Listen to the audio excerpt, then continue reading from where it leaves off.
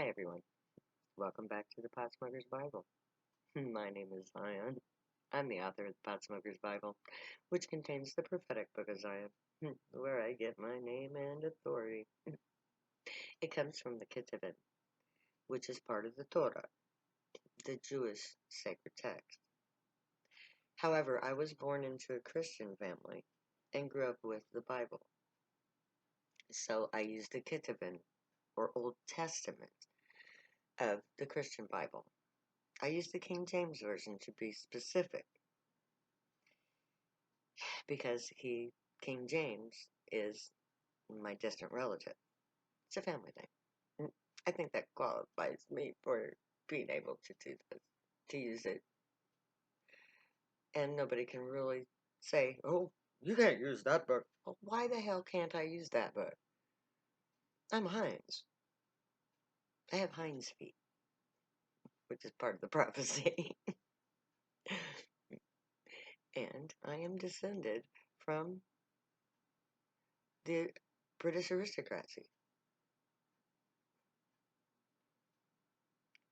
which gives me every right in the world to use King James Bible for my ascension, which is what I've done.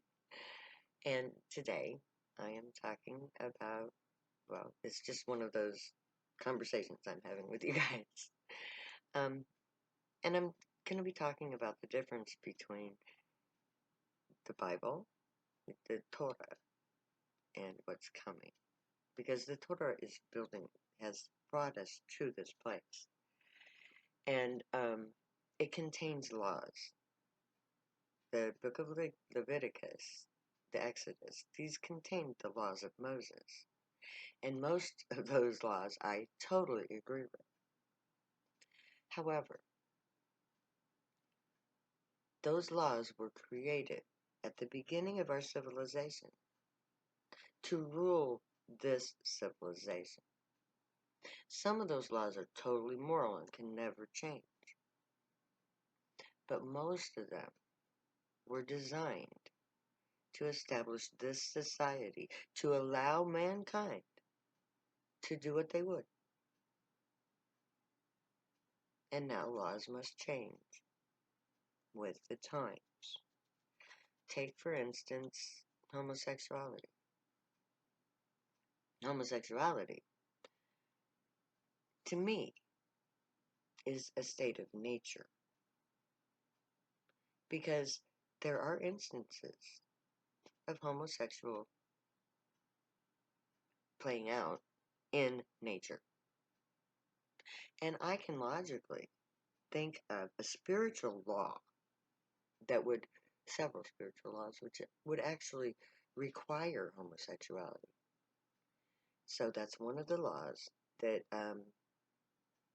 I would say, okay, this one we got to rethink. And we're going to do that with everything in this society. We're going to rethink it all. And now let me talk about homosexuality. Now there's one, okay, I said nature has examples of homosexuality. You cannot create a law that violates nature, guys. If it's a natural thing, you can't make a law against it. So if nature produces homosexuality, homosexuality is a thing in nature. Therefore, it is a thing in life. Therefore, you cannot justifiably, morally oppose it. Now, on the karmic level, homosexuality serves a purpose, a dual purpose. Now, on the okay, let's first talk physical, because we started the physical plane on everything. Or we ended the physical. We'll get into the order of reality later on. But in the physical plane, when there's too much population in a given species, nature will pair the same sex to allow those people the nurturing that comes from the union. If there's too many men, the men will get together Because that's all there is. That's a law of nature. Nurture. That's a law of nurture. If you can't find a woman, there's a man. If you can't find a man, there's a woman. Intimacy requires it. So, homosexuality is not amoral, it's not immoral, and it's not unnatural. Now, there is also the karmic moral law of homosexuality. If Trump were allowed to reincarnate into a human form, which I tell you he's not, but if he were, his next reincarnation would be something like Kamala Harris. He would be a female. He would be a minority group. He would have black ancestry because he hates those things. So he must become them in order to overcome his hatred. So a sexist will be the opposite sex. So if you're a woman who hates men, your next carnation is probably going to be male, so that you can understand what a man is like.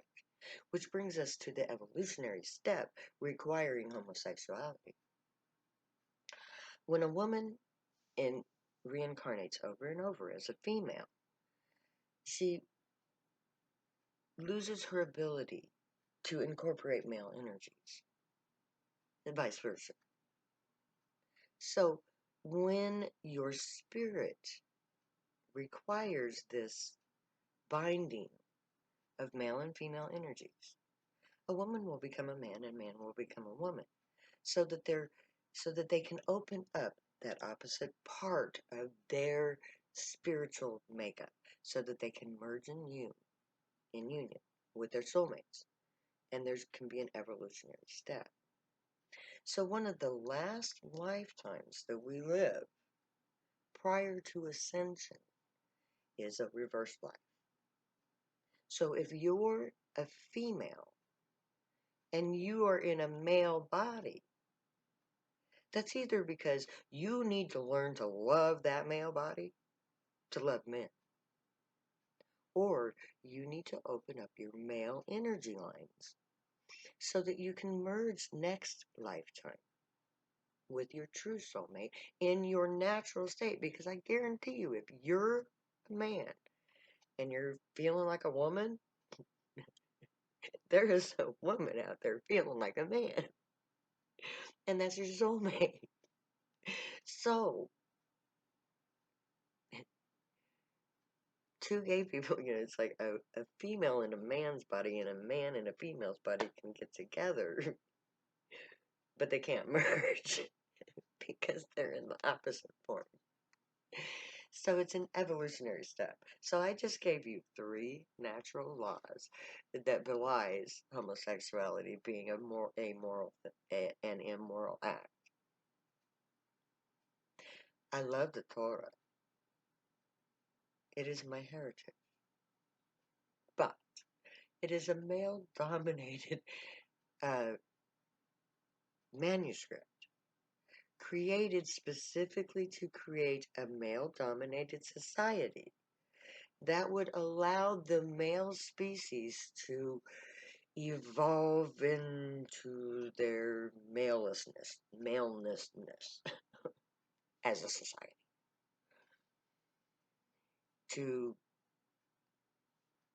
I don't know, it's like I just get vague glimpses of pre-flood things.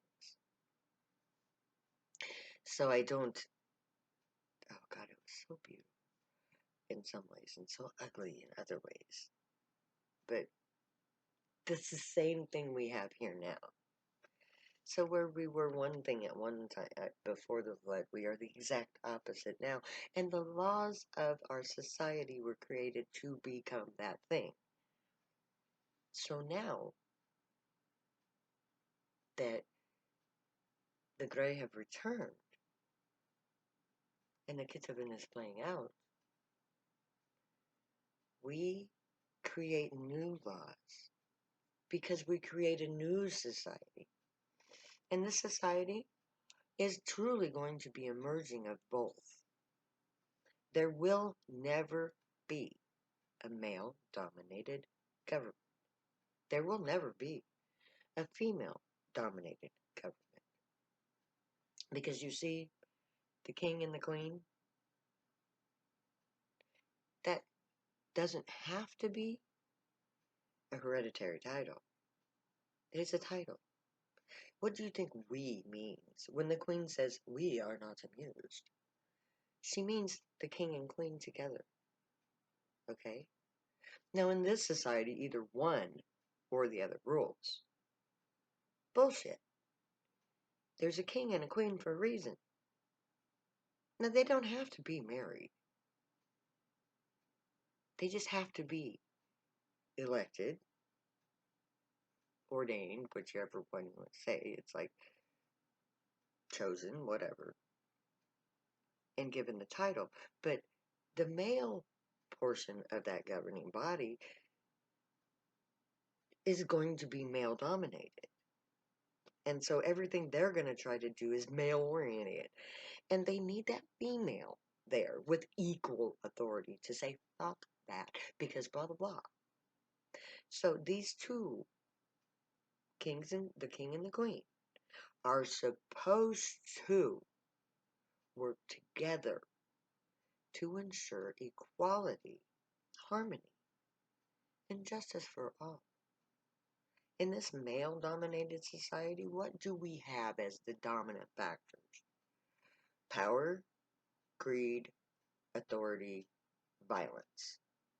All male traits. And what has it gotten us? Pollution, feminine slave enslavement for the entirety of this fucking society. You hate everything and everybody. You dominate everything and everybody. If you don't get your way, you fucking kill each other. Really? Is that the best a man can do? Is war? Money? But you see, the problem with men is you don't look at the little things. You see the big picture and you go for the end result. And you don't give a fuck about the pieces and parts that go to make that result. Nothing you do is perfect. That's why we have pollution. That's why we have obesity. That's why we have greed, Wall Street. Why we have a corporate police state instead of a United States of America. So, the laws of this society do not bind us in the next. We have the right to recreate society in a more just, humane, and equal way. There will be a king and queen in Zion to ensure equality of the sexes, to ensure that every decision made by the council will be equally beneficial to all citizens, male, female, and children, and elderly, all of them. Because the sexes are there to balance each other out.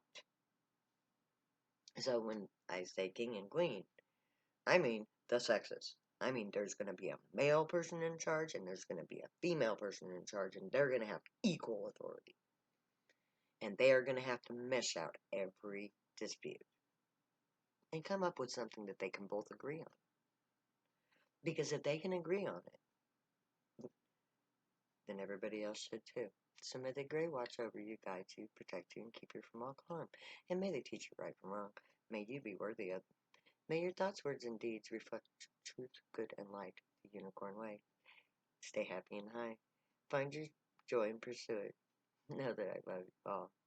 We'll be together soon, and we're going to create a better society. I'll say later now, because I'll never say goodbye.